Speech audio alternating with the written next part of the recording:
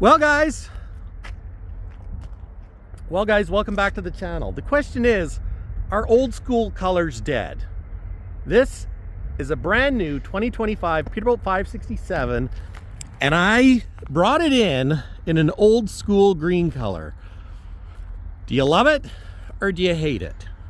Now, I know black is really popular these days, and you know, like the last one, the North Sea Gray is very popular. But are the old school colors like this, are they dead? Would you buy an old school green color like this? And I say old school because this color actually came, a customer's truck is this color, and it came from an old truck he had, same code on his. He did do a Seminole design because he's got a 389, and I liked it so much I thought I would bring in another truck this color. Now, some people love it, some people hate it. Personally, I love it, but you know, when you're talking old school colors, it's a little bit, you know, I guess it's a little bit risque. But I don't know, I kind of like being a little risque. This, of course, is a another 567 tri-drive. This one's got beacon lights, wired for a radio, CB radio, 565 Cummins, 2050 torque. We've got the pod mounted headlights, power mirrors, power locks, platinum interior. One of the things that I really love about these mirrors is the convex being a part of it. But anyways, it's not really so much what this video is about. It's more about the color. I want to know what you guys think of the color. Do you love it or do you hate it? Or do you just like it? Or should a guy put some stripes on it? I like it. Actually, let's flip open the hood. And while we do that, or before we do that, we'll just take a walk around. New for 2025 trucks, the exhaust now comes out the bottom on the side, loops around, and comes up and over. So, you know what that means?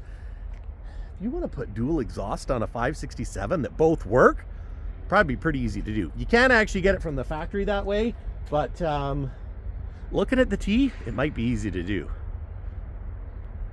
Might be.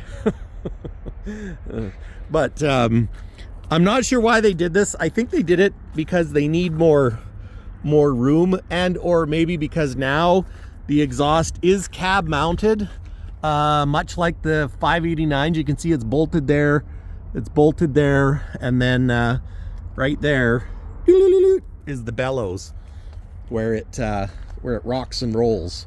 So maybe it's just stronger that way. I don't know. It's a bit of a bugger for load space though, because if we look, you know, before the pipe went just straight down and in, whereas now it's behind, so you essentially lose, what's that, 6-8 inches for the pipe. But you can get a fuel tank fairly close to it. You just can't get a def tank close to it, because the def tank is, of course, made of plastic. I know, who would have thought, eh? Here we've got our EOA electric over air solenoids. I order pretty much all my trucks with the body connections back of cab, which is what that is, for hooking up your cab guard, because it'll have signal lights in that. This is for customer supplied backup lights. It's on both sides, so you can add backup lights to a cab guard without issue. New way suspension in this one with Meritor rear diffs. If you know me, if you've watched any of my stuff very much, I quite like Meritor. They're not perfect, but they're the most affordable to fix when things go wrong. Not that a person plans on things going wrong, but sometimes they do. 69,000 pound new way. I don't know that I actually said 69,000 pound. I put XDS2 Michelin drive tires on, which are great for delivering a truck this time of year, because the Michelin XDS2s are a great traction tire, so not as great to run them out in the summer. In fact, there's a piece of a bearing. Apparently it picked up a bearing. At least it's the roller of the bearing. Yeah, so anyways, the XDS2 is a great traction tire. Not as great in the summer, but not bad. But with the sipes and that, perfect tire for this time of year, where it's icy and then it's snowy, and yeah, it's great. Also on this one, we've got air tanks mounted on the frame. It is an option to have clear side of frame or clear under frame. These sometimes do break, which, you know, I don't know that we've really broken these ones. The air tanks are nice and high and nice and protected from down low, but I don't know, if you're doing a tanker or something like that where you need it open for running hoses, then that can be a bit of a bugger. But yeah, you can see on this side is a dummy exhaust, which is exhausting. You know, I would almost, if it was me, I would almost see about cutting this off, putting an elbow and going down, and I don't know, or maybe order it with a step there, and a guy could have dual exhaust on a 567. That would be awesome. True dual exhaust on a Peterbilt 567. I'd kind of like it, because honestly, between me and you, it's kind of a bummer that only one of them is actually hooked up. And I think that's why when the engineers did the 589, they made it so both pipes are hooked up and working. And that is truly one of the beauties of a 589.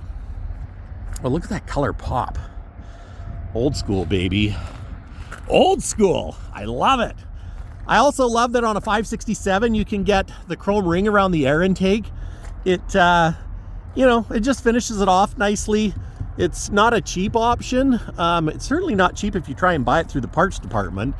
You can, but she's a pricey little piece of chrome. But here we are. We've got the progressive rate front end in it. This truck actually has the PACCAR front axle in it. Regular track, so the tires fit nicely inside the wheel wells. These are Michelin XZYs. I was thinking they were the XDSs, but no, they're the XZYs. Probably the most popular steer tire for the big boots. We've got the Davco fuel water separator. I like the Davco. Not an easy spot to get to there, but if you turn the wheel, you can easily get in there. Of course, jump terminals. I've used it once already. And of course, anti-blowdown, which is super handy. And of course, with all the new trucks, they are hydraulic with air assist. So that's your hydraulic reservoir for your clutch. And where is the, I'm just trying to find the air. Oh yeah, there it is. So if you're hooking up spare air switches, that's where your connections are to go into the dash. I guess you could call it your bulkhead fittings. And this one also has fog lights in the bumper. I know.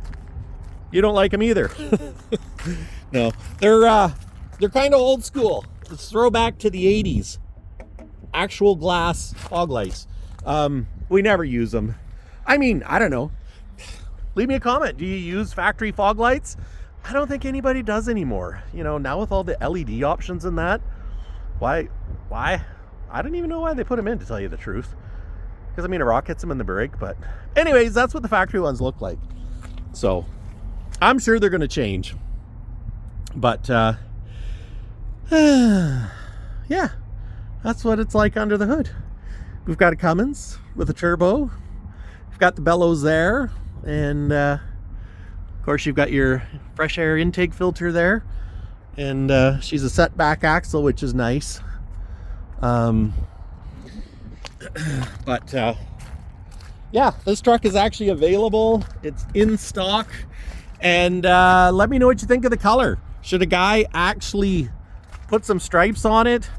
Do you hate the color? Do you love the color? I really like the color. I don't know why some people don't like it, but I guess that's why we're all different, right? It's also got the beacons on it.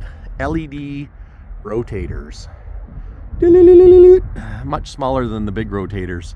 And now it seems like when you get pre-wire for radio like CB, they always want you to have an antenna. So I'll put this one on just because it's easy to take off and get rid of, because here in Canada we generally don't use CBs. I don't know of anybody on the highway that uses CBs around here either, but I don't know, things have changed. Guys don't seem to talk on the radio as much like they used to.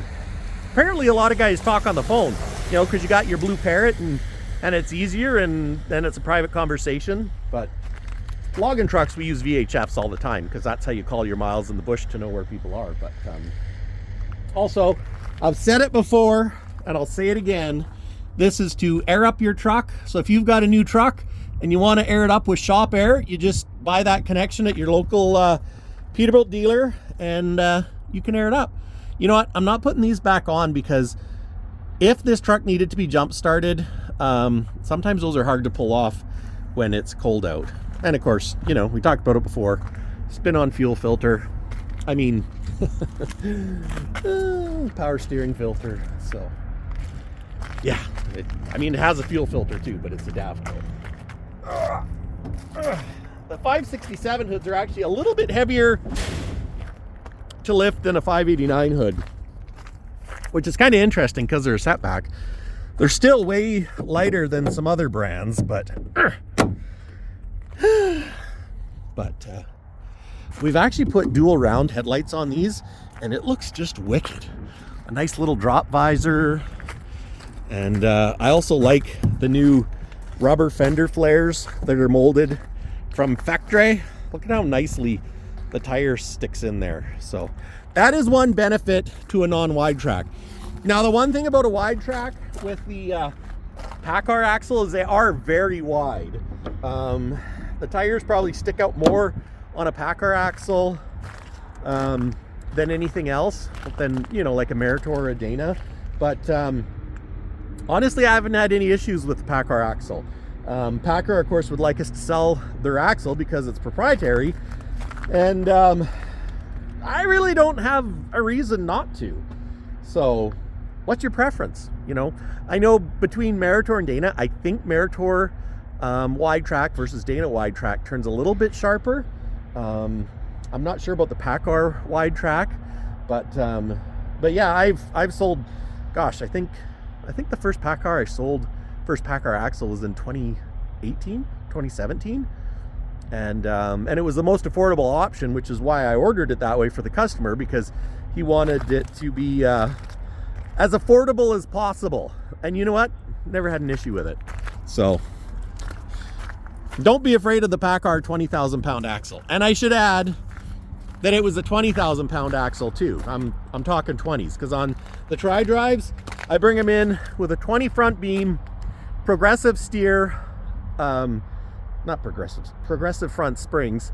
And that, you know, we're trying to do a test, because it seems like straight 20s, if you've got a good amount of weight up front, almost ride better than the progressive. So I brought in some trucks with the straight 20s because it could be that they actually ride better than the progressive, which is against everything that I've known for the last bunch of years. But we were doing some testing with two trucks and the straight springs did actually ride a bit better. So of course, block heater, gotta have that.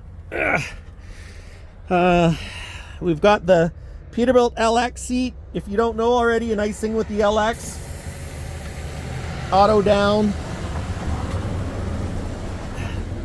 I tell you guys, it is a beautiful day. The sun's shining in my eyes, but other than that, she's a beautiful day. So anyways, I'm gonna go move this truck over back where I got it from, and then that way I can show the interior without sitting here squinting, closing my eyes going, oh, I can't see. You know, it's not a bad problem to have right now. All right, I'm parked now, out of the sun, in the lineup. And yeah, platinum interior, platinum gauges. I haven't changed any switches out. It's all factory. Of course, we got the ram mount because I love the ram mount. I love the two cup holders that are static. They don't move. I also put the gauges in it because, you know, I like gauges. I guess if I was on the highway, I'd probably like navigation, but I got to play with the new navigation because my one gripe, and it was with the old one, was that you couldn't change your destination while you're driving. And I'm like, well, I know they don't want you touching your radio while you're driving, but when you're driving is when you're looking for the destination, and it's not like you could just pull over anywhere. But I guess like everything nowadays, they're trying to make it so that people don't drive off the road mucking with their stuff. Although it's ironic because they make more things touchscreen, but yeah, I really like the gauges. Of course, in this one, I got the fuel filter, trailer air reservoir, suspension load gauge, oil temp, trailer brake application. I think this is actually the same as that other truck I showed. And then if you wanted to change to the digital Teltec, you could pull these two out and that one and put truck and trailer A and trailer B, or you could just keep truck and trailer, or you could just use these and just read your PSIs. So that would work too. Batteries under the seat in this one. What I really like is you've got a battery disconnect on the front side, so you can disconnect your batteries at night. I call it a night switch. Something else that we started doing here is when we have trucks parked, we started using solar chargers, and they actually work really good. I mean, they're not like an RV charger that's gonna, you know, charge up your whole RV, but just to keep your the batteries up with parasitic load, because that's one thing nowadays. You can get lots of parasitic load, or there's different things that can cause parasitic load, especially if Mike didn't close the door all the way and left the dome lights on and batteries went dead. Because I'm not saying it's happened before, but it's happened before. This is a radio pre-wire I was talking about. It's kind of handy because it's got the mount for, you know, your radio. Like, you can either use these factory mounts for your CB or VHF, or just use these bolts to mount your own factory one, and you've of course got power and ground there for it. And the factory wants us, when we do this, to have a CB antenna, and so I just put that one on rather than have it on the roof of the back of the cab. And you'll probably notice when you see a lot of trucks at dealerships, they'll have like a single antenna on the back of the sleeper, or ones on the roof. But yeah, I should check into seeing if I can just delete it altogether, because I want that, but I don't need the CB radio, because I just want it to mount a VHF radio. But be careful here, because it's slippery. It's slippery, Mike.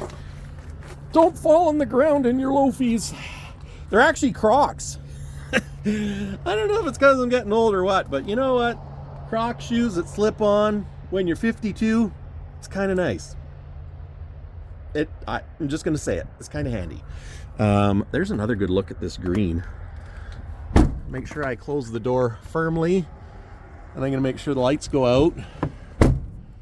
So it's one thing on the new 5 Series. Sometimes the door seals can be snug, in which case, if you're being too gentle and don't give it a good firm close, it doesn't close all the way. So part of the PDI, we just adjust them so that they're not, so you don't have to be too firm on it. But anyways, guys, let me know what you think of this color. Do you love the old school green? Do you not think it's old school? Or should we stick with new colors like the blues and the North Sea gray? This is such a pretty truck. It really is. Like, it's well done. Just a beauty. And over here we got another blue. This is the last 367 sleeper truck. I don't know why we still have it. Like, I guess it's because things are kind of slow right now, but it's a 605 horsepower too. So if you're looking for a 600 horse 3 Series truck, boom, there it is. 600 ponies under the hood. And of course we got this 567 that I already did a walk around video on. So yeah, and see, these are the other option for steers, which these are a Continental. I believe those are low rolling resistant. It's kind of nice because this one's got 3 straps too. Although I usually like to put 4 just so it's symmetrical, but back in the day when Peterbilt had aluminum tank straps, jeepers creepers. Oh, what I hate about this time of year. And I should have put my little spiky things on, but you know, I didn't think far enough ahead.